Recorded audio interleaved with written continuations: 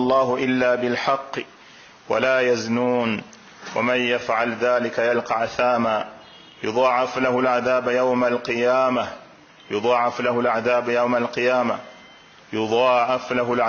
القيامة ويخلد فيه مهانا إلا من تاب وآمن وعمل عملا صالحا فأولئك يبدل الله سيئاتهم حسنات وكان الله غفورا رحيما.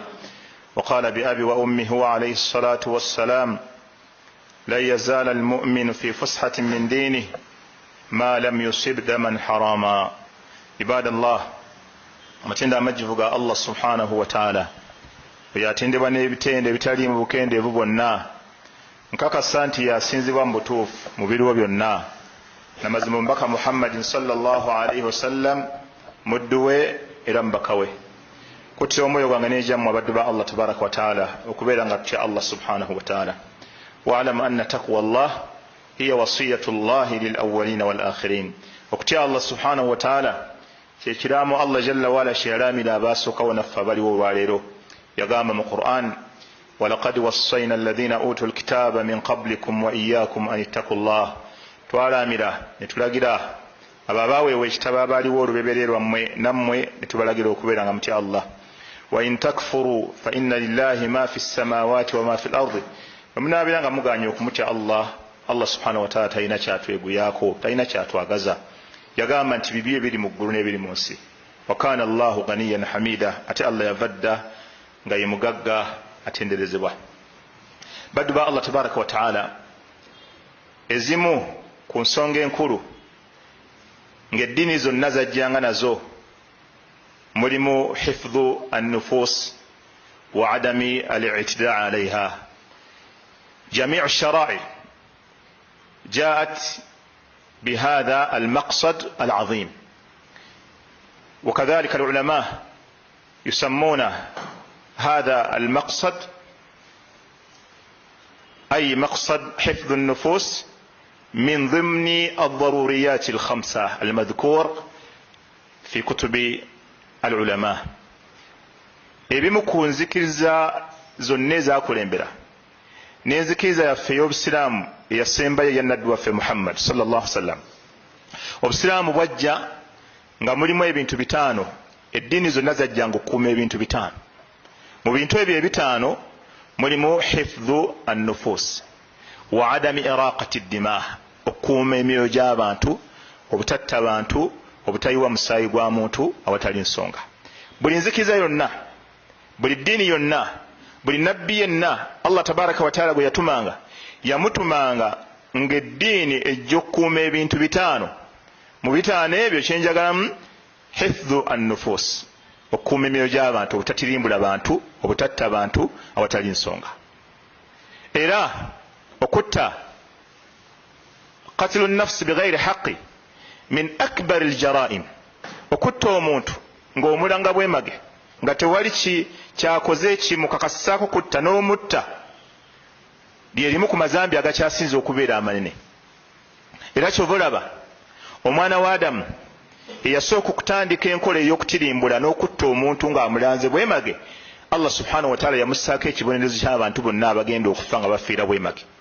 So nga ate kimanyikiddwa nti omuntu bw'okola ezzambi limu likoma ku ggwe. Allah jalla wala ganti wala taziru waziratun wizra ukhra, omuntu tavunaana omusango gwa muntu mulala. Naye omwana wa Adamu eyatta munne ng'amulanga bwemage n'ayigiriza abantu okutta, afuna omusango ogwa buli muntu yenna attibwa ku nsi kuno paka enkomerero yetuuka olw'okulanga olw'okuyigiriza abantu okutta. Eyasooka okutemula okutta omuntu ng'amuttidde bwemage ye mutabani wa Adamu ayitibwa Qaabiru. Qaabiru yafunwa okusobagana ne muganda we. Awamu n'ekyo nga Qaabiru yali omukyamu, kubanga Qaabiru yasaddaaka ne Haabiru mutani wa Adamu owokubiri naye n'asaddaaka. Bwe bamala okusaddaaka, Allah tabaraka wa ta'ala nakkiriza saddaaka ya Haabiru, ya Qaabiru n'agaana ogikkiriza. Fahasada alayhi, n'amukwatibwa ensaalwa. Allah jalla wala kyatugamba nti watlu alayhim naba abnayi adama bilhaqi, babuulireko ku kyafayo ky'abaana ba Adamu ekyamazima. idh qarraba qurbana fatuqubbila min ahadihima walam yutaqabbal min al-akhar. ekiseera we baweerayo saddaaka yaabwe wa Allah ey'omu nekkirizibwa ey'omulala Allah n'atagikkiriza walam yataqabbal min al-akhar qaala la aqtulannaka n'agamba nti nja kutta olw'ensaalo egyo yafuna okuba nti saddaaka yo likkiriziddwa eyo notekkiriziddwa n'awera n'agamba nti la aqtulannaka nja kutta ng'amulanga bwemage mutabani wa Adamu owookubiri ono ya saddaaka Habil eyiye nekkirizibwa n'amubuulirira n'amugamba nti innama yataqabbalu Allahu min almuttaqin Allah bakkiriza emirimu gyabwe beba abamutya naawe tandika okutya Allah emirimu gyo Allah ajja gikkiriza teyawuliriza n'amugamba nti la in basatta ilayya yadaka litaqtulani la in basatta ilayya yadaka litaqtulani ma ana bibasitin yadiya ilayka liaqtulaka inni akhafu Allaha rabbal alamin n'amugamba muganda wange bw'oba omaliridde ng'osazeewo oyagala kunzita bw'onongalulira omukono bw'oti okunzita nze sisobola kukuddiza kubanga nze ntya Allah tabaraka wa taala omulezi w'ebitonde inni uridu an tabu'a bi ithmi wa ithmika fatakuna min ashabi nnar n'amugamba nze ndiredde nguminkiriza njagala onzite oveewo ng'ofunye omusango gwange n'ogugwo obeere mu bantu abagenda okuyingira omuliro ebigambo bye yamubuulira bwe yamala okubimubuulira olw'okuba omutima gwali gumaliridde ayagala kutta fakad azama ala qatli akhi kana aziman yali amaliridde ng'awulira ayagala kumutta Allah aga nti fatawwa'at lahu nafsuhu qatla akhihi faqatalahu fa asbaha min alkhasirin omutima gwe n'agugondera kyegwali gumugamba n'agalula n'atta muganda we n'akeera ku makya ng'ali mu bantu abafaafaganiddwa olw'ekikolwa ekyo kyeyakola ekinene ekyali tekibeerangawo mu nsi okutemula omuntu udwanan wa dhulma Allah subhanahu wa ta'ala yagamba min ajli dhalik katabna ala bani israil annahu man qatala nafsan bighayri nafsin aw fasadin fil ardi fakaannama qatala an-nasa jami'a wa man ahyaha fakaannama ahya an-nasa jami'a okuva ku olwo Allah gane tukiwandiika ku baana ba Isirairi ne tubagamba nti omuntu yenna alitta omuntu ng'amulanga bwemage oba n'aleeta obwononefu muno mu nsi okutta omuntu omu fakaannama qatala an-nasa jami'a afaanana nga assa abantu bonna abali mu nsi era okuva olwo Kabiru yakola ekikolwa ekyo ekyokutemula muganda we ng'amuttidde bwereere tewali nsonga gy'amulanze qala an-nabiyyu sallallahu alayhi wasallam omubaka yagamba ng'ayogera ku nsonga eyo yennyini n'agamba nti la tuqtalu nafsun zulman illa kana ala ibni adama al-awwal kiflun min damiha liannahu awwalu man sanna al-qatla mbaka sallallahu alayhi wasallam agamba teri muntu ayinza kuttibwa kuno ku nsi nga bamulanze bwemage bamuttidde bwerere talina musango gubadde gumusisa okuggyako ng'omwana wa Adamu oli eyasooka afunako omusango ku buli muntu yenna attibwa lwaki liannahu awwalu man sanna al-qatla kubanga yasooka okuyigiriza abantu okutta yasooka okuyigiriza abantu okutemula okulaga nti okutta kubi omwana wa Adamu nakati emisango emeka abasitula ennyonyi ne basuula bbomu ku nsi yonna ne bagizikiriza oba ekyawa ne bakizikiriza abatemula abantu buli lunaku nga babalanga bwemage akyafunako omusango lwaki kubanga yatandika ekikolwa eky'okuyigiriza abantu okutemula bannaabwe atali nsonga okutta omuntu kyagejjewala Allah yakigejjesa mu Qur'an kyagejja okutta omuntu ng'omulanga bwemage kinene nnyo Allah subhanahu wa ta'ala yagamba waman yaqtulu mu'minan muta'ammidan omuntu yenna alitta omukkiriza ng'agenderedde notta omuntu yenna ng'ogenderedde waman yaqtulu mu'minan muta'ammidan fajazaa'uhu jahannam khalidan fihi wa ghadiba Allahu alayhi wa la'anahu wa a'adda lahu 'adhaban 'azima Allah jalla wa ala yagamba nti waman yaqtulu mu'minan muta'ammidan okutta omuntu ng'ogenderedde omukkiriza akikoze Allah yamussaako ebibonerezo bitaano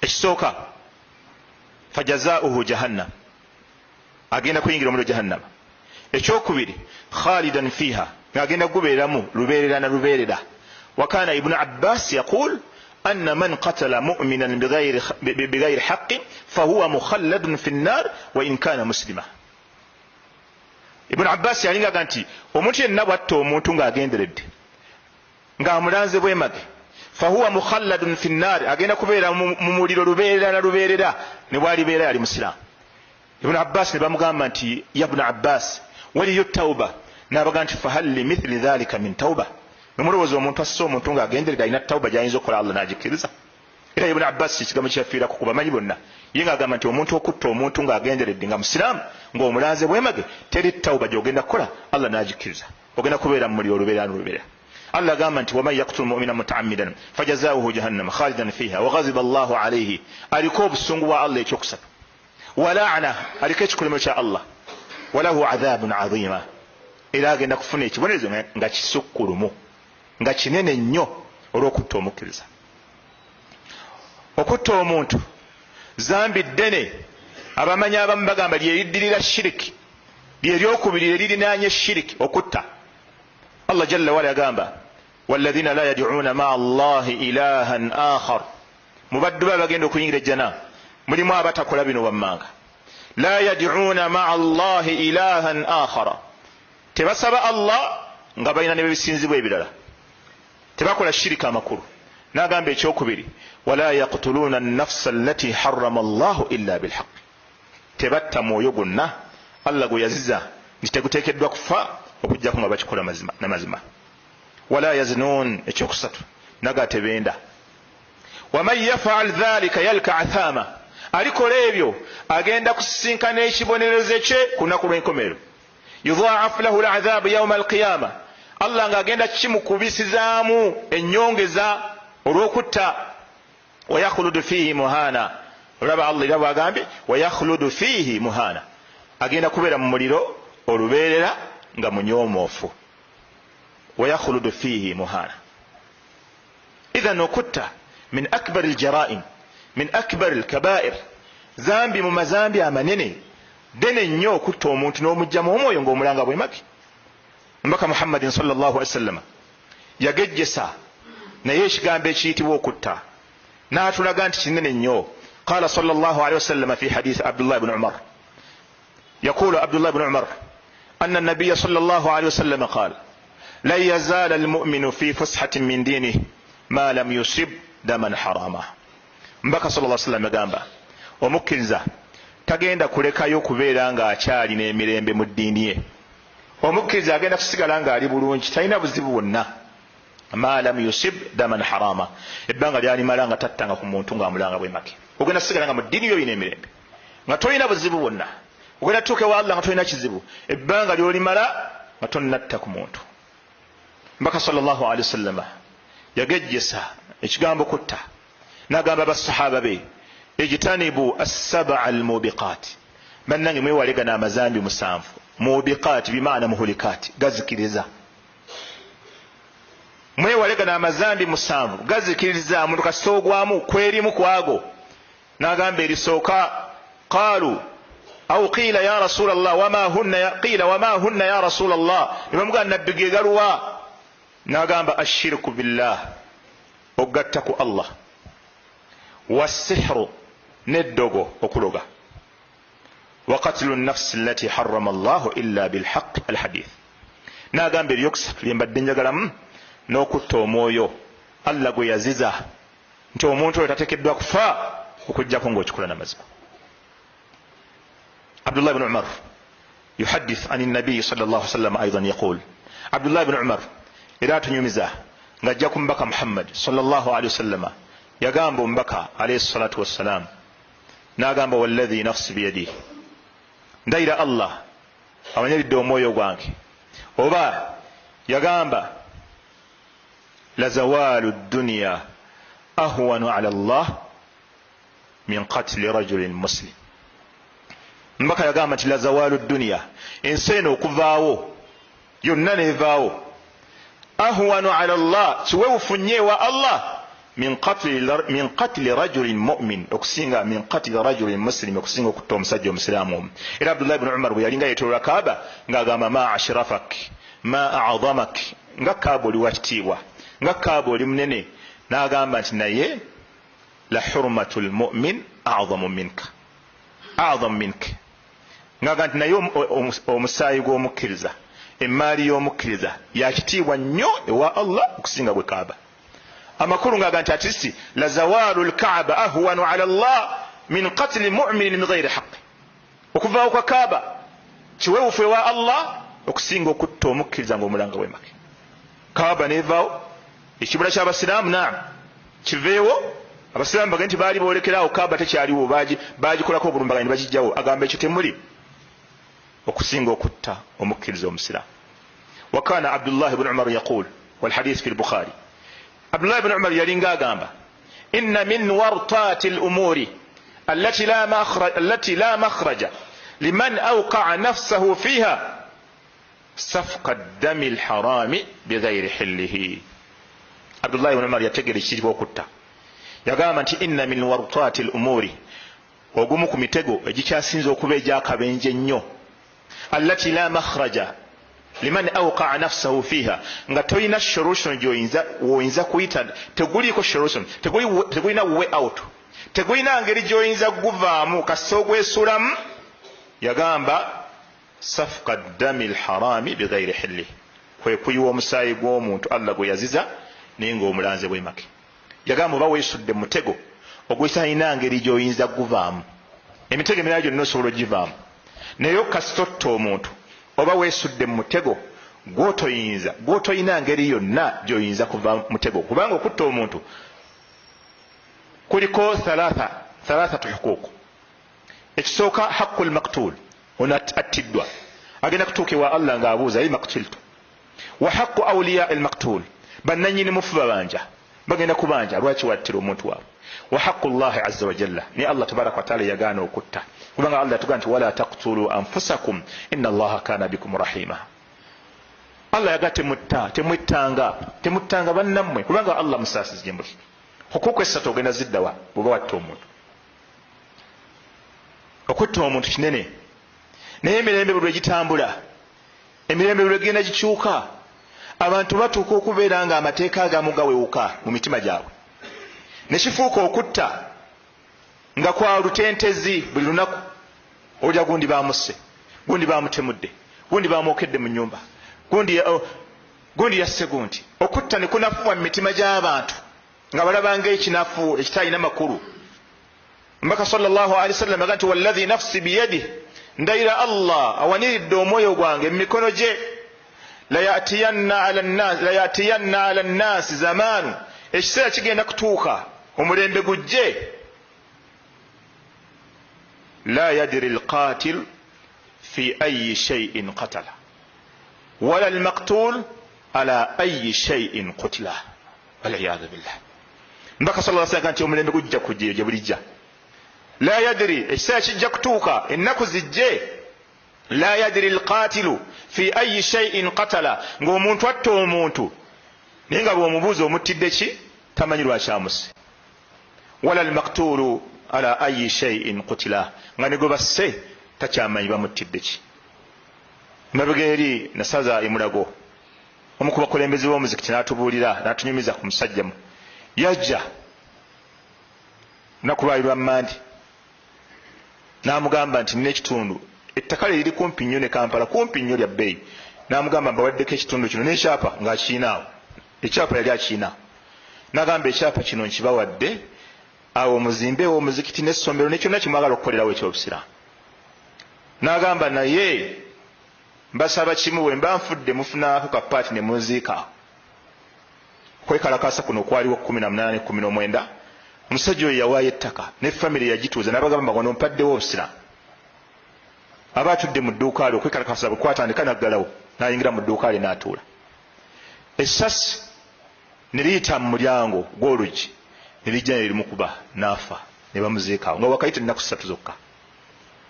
Law sa'alta hadha ar-rajul lima qutilta la yastati'u an yujibaka, senga oyo omusajja omubuuza Allah n'amuzzaamu obulamu n'omubuuza bakuttira ki, tasobola kukuddamu. Walaw sa'alta alqatila lima qataltahu, ne bw'obuuza yamutta yakuba essasi eyo n'omubuuza wamuttira ki, tasobola kugamba nti namuttira kino. Ekiseera kigenda kujja. Mbaka sallallahu alaihi wasallam yaga nti inna bayna yaday saa, ng'enkomerero eneetera okutuuka, la ayyaman, wagenda kubeerawo ennaku, yurfa'u fiha alilmu, okumanya kuveemu mu bantu, wa yathbutu fiha aljahalu, obutamanya bubuutikira ensi. ng'abantu bonna tebakyalina ebyeddiini tebakyabifaako okumanya tebakyakunoonya. Agamba wayanziru fiha aljahal, obutamanya bukke bunywere, wayakthuru fiha alharaj wahuwa almaut. Agamba okufa kufuuke kwa jjenjeero, oli afudde wali. Juzi mbadde mpuliriza omwogezi wa poliisi wiiki nga 2 nga ziddiringana ng'agamba wiiki eno ewedde twafiiriddwa abantu 5 bebasse, ne wiiki eyaddako n'agamba abantu bafudde 49. Subhanallah. Okufa okw'abantu abangi bwe kuti ku mirembe egyasooka tekwaliwo. Waliwo n'ensi nnyingi mw'oyinza okuwangaalira nga towuliddeyo omuntu omalako omwezi ogwokubiri ogwokusooka towuliddeyo omuntu batemudde. Naye waffe wano okutta abantu kyajjenjeero tekirina makulu. Okutta omuntu tekirina, omuntu talina obulamu, omuntu tebulina value. Tobeerangaawo n'olowooza mbu tosobola kutta abada. Naawe wali wano osobola okutta kubanga wabeerawo atarwiji, wabeerawo kasunda baasi, oli asobola okukola ekintu mu maaso noka lwaki ono simutta. Oli asobola okukola ekintu nekikusukkako nogamba ono kati mutte. Ogenda kukakana nga abantu bakubye omuntu okasusa ejjinja erisembayo nga lye ligyemu omwoyo gw'omuntu n'owandiikibwako nti gwossa omuntu. Kyobola obusiraamu bwateekawo protection, amakubo mangi agayinza okuziyiza abantu okutta bannaabwe, kubanga okutta omuntu kinene, okutta omuntu kyasukka obuzito. Naye n'owulira omukyala nga yasse bbaawe ng'agamba nti kamutte olw'okuba nafunye omusajja omulala, olw'okuba nafunye omulimu, lwaki omutta? N'owulira omusajja omu nga atasse mukyala we. Okutta mukyala we kulimu emirembe? Oba abaana ne beegatta ne maama waabwe ne batta taata, ab'eŋŋanda ne batta mukadde waabwe abazaala, abalala ne bakayana olw'ettaka ne battiŋŋana. Okutta ne kusukka abantu batandika omulimu babiri, bwe gutandika okuteta ne gugenda mu maaso, sente ne zitandika okujja, ogenda okulaba ng'omu agamba no kamutte, sente nzeddize, natta omuntu n'amugjawo. Naye nga bagutandika babiri ne bakola, Allah n'abatiramu baraka. Bwe gutuuka eyo mu maaso ng'alaba ono yamuganya okugaggawala, n'agamba kamutte aveewo. Naye ng'omulimu bavudde wala. Abantu batemudde abantu bannabo olw'abakyala. Oli n'atemula omuntu olw'omulimu, oli n'atemula omuntu olw'ebyobufuzi. Ate bannabyabufuzi bo ndowooza kye baasinga okusoma kutta. Balinga abamanyi nti okutta kwe kulimu emirembe. Buli gwatakkanyiza naye alina kufa. Tubakubira omulanga abakulembera abantu, Allah be yawa obukulembeze abali mu bifo eby'enjawulo, obulamu bw'abantu mu bukuume nga bwe buteeka okukuumibwa. Mufeeyo nnyo okulaba nga okutirimbula abantu kukendeera. Okutirimbula abantu mu Uganda kukome. Naye abantu ne battibwa buli lunaku, abalala babasanga ku street babasudde. Ani atta abantu? Okutta zambi ddene. Egimu ku mirimu gy'abakulembeze kukuuma abantu n'ebintu byabwe, kukuuma bulamu bw'abantu. Naye abantu lwaki battibwa awatali ensonga? Ebyobufuzi si kutta. Emirimu emirala gibeerawo naye tetuwuliramu kufa. Lwaki bannabyabufuzi bo balowooza nti okutta ye solution eyinza okugyawo ebizibu? Mbaka sallallahu alaihi wasallam yagamba, yaji'u rajulun yawma alqiyama akhidhan biyadi rajulin, omusajja agenda kujja ku lunaku lw'enkomerero abatta abantu olw'ebyobufuzi. Muli hadisi eno nkulu nnyo mugitegeere. Mbaka sallallahu alaihi wasallam kati yaji'u rajulun yawma alqiyama, omusajja agenda kujja ku lunaku lw'enkomerero akhidhan biyadi rajulin, ng'akutte ku mukono gwa omusajja omulala. Riwaya ndaga amutuuse wansi wa arshi ya Allah, fayaqulu, agambe ya rabbi, ay Allah, hadha qatalani, ay Allah no yanzita. Fayaqulu Allahu la, Allah mugambe lima qataltahu, omusajja wamuttira ki? Fayaqul, agambe qataltuhu, ay Allah namutta litakuna li'izzata li fulani, gundi asigaze ekitiibwa, gundi abeere nga ye w'ekitiibwa, gundi abeere nga ye munene, gundi abeere nga ye president, gundi abeere nga ye kabaka, gundi abeere nga ye RDC, gundi abeere nga ye minister, gundi abeere nga ye gundi ali mu kifo bwe kiti. Kyekyanzisa omuntu oyo. Fayakunu Allahu lah, Allah tabaraka wa taala amugambe oluvannyuma lw'okwogera ekigambo ekyo nti fa innaha laysa li fulani fayabu'a bi ithmihi, yani fayadkhulu an-nar. Allah mugambe nti fa innaha ekikitiibwa kye wamuttira laysat li fulani sikyoyo gwe wamuttira wano lwayo talinawo katiibwa konna aveewo n'ezzambi lye bamugaye yingira omuliro olw'okutta. Totta muntu lwa muntu, totta muntu lwa muntu. omuntu agenda kujja yaji'u rajulun yawma al-qiyama akhidhan biyadi rajul fayaqulu ya rabbi hadha qatalni fayaqulu Allahu lahu lima qataltahu fayaqulu qataltuhu litakuna li'izzata laka fayaqulu Allahu lahu liya al-'izza fa innaha li.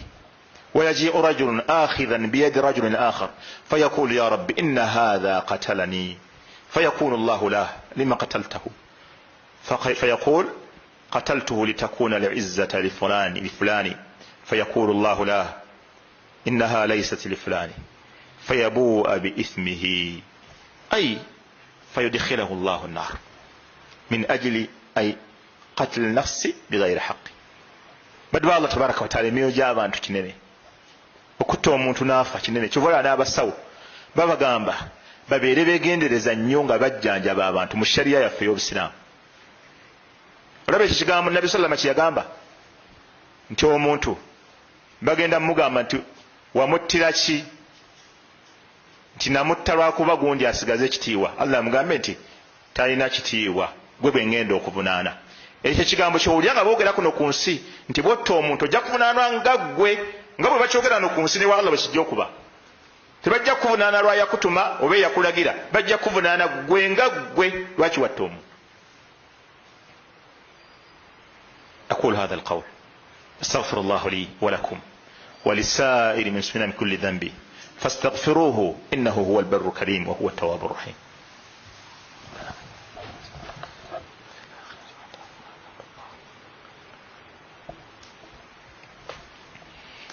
الحمد لله الذي أنار قلوب عباده المتقين بنور كتابه المبين. أحمد ربي وأشكره وأتوب إليه وأشهد أن لا إله إلا الله وحده لا شريك له وأشهد أن محمدا عبد الله ورسوله صلى الله عليه وعلى آله وصحابته ومن اهتدى بهدي واستنى بسنته إلى يوم الدين. عباد الله أوصي نفسي وإياكم بتقوى الله فاتقوا الله حق التقواه واستمسكوا من الإسلام بالعروة الوثقى وتزودوا من دنياكم إلى آخرتكم. نماليزا بدبا الله تبارك وتعالى. Obusiraamu okumanya bwagenda wala nnyo okukuuma emyoyo gy'abantu. Tebwakoma kukuuma gy'abasiraamu bokka, wabula n'abatali basiraamu tebalina kuttibwa, kutirimbulwa watali nsonga. N'abatali basiraamu toyina kumutta n'omutirimbula awatali nsonga. Mbaka sallallahu alaihi wasallam yagamba man qatala muahida, omuntu yenna atta muahidi ye muntu awangaala n'abasiraamu mu nsi y'Obusiraamu ng'asasula omusolo awangaala bulungi n'abasiraamu, nga si musiraamu naye awangaala bulungi n'abasiraamu, talina buzibu. Nabbi yagamba nti man qatala muahida lam yarih raihata aljanna wa inna riha la tujad aw la yujadu min masirati 40 ama. Nabbi yagamba nti omuntu alitta muahid tagenda kuwuliza wadde kawo kejjana, ng'ate akawo kaayo katandika okuwulirwa ng'ekyawula emyaka 40, olugendo lw'otambulira emyaka 40 gituukako otandikira okukawulira, naye oyo tagenda wadde okukawuliza. Okumanya Obusiraamu bwagenda wala nnyo n'okukuuma emyoyo gy'abantu. Tebwakoma ku basiraamu n'abatali basiraamu, ne butuuka ne ku bintu ebisolo. Obusolo ekisolo tolina kitta watali nsonga. Mbaka sallallahu alaihi wasallama yaziiza n'agamba nti la taj'alu shay'an fihi الروح غرضا، يعني نهينا أن نصبر الحيوانات الذي يريد أن يمارس أو أن يدرب نفسه كيف يرمي، لا يدرب نفسه على الحيوانات، لا يدرب نفسه على كل شيء فيه الروح. Nabbi yatugana nagamba nti omuntu yenna ayagala okuyiga sabbaawa toddiranga ekisolo n'okiteekawo nga kyokuba oyiga okukuba sabbaawa. Ekintu kyonna ekirina omwoyo temukiteekangawo nga kwe muyigira okukuba, oba ente oba embuzi noga nti katuyiga okukuba, la basa kiba kirina omwoyo. وقد ذكر النبي صلى الله عليه وسلم امرأة دخلت النار من أجل الهرة، أي قطة حبسها ولم يتركها لتأكل من حشاش الأرض فأدخلها الله النار من أجل القطة. نبي يتوكا نوكو غيرو مچالا يينغيرو omuliro lwa post kapa yagikwata n'agisibira awantu n'atagireka kutambula kulya okutuusa lwe yafa. Allah n'amuyingiza omuliro just lwa posi. Lwaki? Kubanga erina omwoyo. Ekintu kyonna ekirimu omwoyo kikuumibwa tekittibwa batali nsonga. Kyembadde mbaga nti n'abasawo abajjanjaba abantu, senga omusawo olwaleero ayigaayiga n'ayigira ku kulongoosa omuntu ng'abadde ayiga buyizi, omuntu oyo n'afa, mu shariya amuliwa, amusasula. Okutandika okulongoosa omuntu olina kubeera ng'omaze okukenkuka oba okukozesa eddagala, olina okuyiga bali kuba batya, empiso bagikubawa. Ebyo bw'oba tonnabiyiga, shariya yaffe kugaana tozanyira ku mibiri gy'abantu. Yigira ku bafu, yigira ku bikere, yigira ku miti, yigira ku birala, naye toyigira ku bantu balamu. Mbaka sallallahu alaihi wasallam yagaa nti man yatatabbaba wala yu'lamu lahu tibb aw lam yu'lamu fihi tibb fahuwa dhamin. Nabiga nti omuntu yenna yeefuula omusawo naye nga tamanyikiddwa nti musawo, tamanyi bya busawo, bwatta omuntu amusasula, amuliwo oyo gwabasse olw'okukuuma emyoyo gy'abantu. Kyobula obusiraamu bwateekawo amakubo mangi gonna, buli kkubo lye bulaba nti liyinza okuvaamu okufa kw'omuntu nga buliziiza, buli kkubo. Nabbi n'atuuka n'okugamba idha ntaka almuslimaani bisayfayhima falqatilu walmaqtulu fi nnaar. Nabbi yagaa nti abasiraamu babiri bwe basinkana ng'ono akutte ekitala n'ono akutte ekitala, asse ne gwe basse bamuliro. Qaalu ya rasulallah hatha alqatilu fama baalu almaqtul. Nabbi ne bamugamba nti nabbi ono asse ebibi ebirikirira bitegereka, ate ono gwe basse ye omuliro agenda kuyingira gwaki? N'abagamba nti liannahu kana harisan ala qatli akhihi, liannahu kana harisa ala qatli akhihi, naye abadde amaliridde okutta muganda we ne bamusooka busoosi. Yayingira omuliro wa nniya, abadde amaliridde okutta. Okumanya obusiraamu bwaziyiza buli makubo gonna agayinza okuvaamu okutta. Okusonga muntu ekissi nabbi yakigaana. Nabbi yagaa nti la yushiru ahadukum ala akhihi bihadidin, omu tasonga nga munne ekissi. Abakyala bamenye okugalulira abaana obwambe okubasongamu, oba omuntu akutte munne n'agisonga munne, oba ekitala bazanya. Nabbi yagaa nti tosonga nga munne ekissi. La yushiru ahadukum ala akhihi bihadidin fa innahu la yadri la'alla ash-shaytana an yanza'a fi yadihi fayaqa fi hufratin min an-nar. Tomanyi shaytaani esobola okugwa mu mukono okukakkana ng'omusse n'oyingira omuliro. Mu hadisi ena yagaa nti la yushiranna ahadukum ala akhihi bisilah, omu mumwe tatunuzanga munne ekissi. Wa in kana akhahu li ummihi wa abihi, ni bw'abeera muganda we ku taata ne maama tomusongangamu ekisita, tosonganga muganda we ekissi. Nolwekyo baganda bange, iyakum wa jamii al umuri al muaddiya ila izhaqi nufus. Nkubiriza omwoyo gwange n'ejjamu, twewale buli kintu kyonna kyolaba nti kiyinza okuvaamu okufa kw'omuntu. Bw'olaba bwe battira abantu togendayo, olabira ab'ebyokwerinda nga batabuse togenda, kubanga omwoyo gwo gwa bbeeyi, okubeerawo kwo kwa bbeeyi. Allah ayagala abantu balamu bye basobola okumusinza. Tolumba nga byakwerinda ng'okutta obucupa bwa mineral n'ebikajjo n'omuggo n'ogaa nti tulwane nabo. Ekyo omusiraamu takikola, ekyo omusiraamu takikola, kubanga alina amagezi. Tofuukanga ensonga ey'okufa kw'omuntu. Abantu abalina abantu bemwatta musale amagezi nga mukyali kuno ku nsi, kubanga ewa Allah tabaraka wa taala teri magezi gonna g'ogenda kuwona muntu gwe watta. Inna Allaha wa malaikatahu yusalluna ala nabi يا أيها الذين آمنوا صلوا عليه وسلموا تسليما. اللهم صل وبارك على محمد وعلى آل محمد كما صليت وباركت على إبراهيم وعلى إبراهيم إنك حميد مجيد. اللهم أعز الإسلام والمسلمين وأذل الشرك والمشركين ودمر أعداءك أعداء الدين واجعل هذا بلدنا آمنا مطمئنا وسائر بلاد المسلمين. اللهم احفظ دماء المسلمين، اللهم احفظ دماء المسلمين، اللهم احفظ دماءنا واحفظ أعراض المسلمين واحفظ أموالهم إنك على كل شيء قدير. اللهم اغفر المؤمنين والمؤمنات والمسلمين والمسلمات الأحياء منهم والأموات. اللهم اكفنا بحلالك عن حرامك واغننا بفضلك عمن سواك. ربنا تقبل منا إنك أنت السميع العليم وتب علينا يا مولانا إنك أنت التواب الرحيم. وصل اللهم على سيدنا محمد وعلى آله وصحبه أجمعين والحمد لله رب العالمين.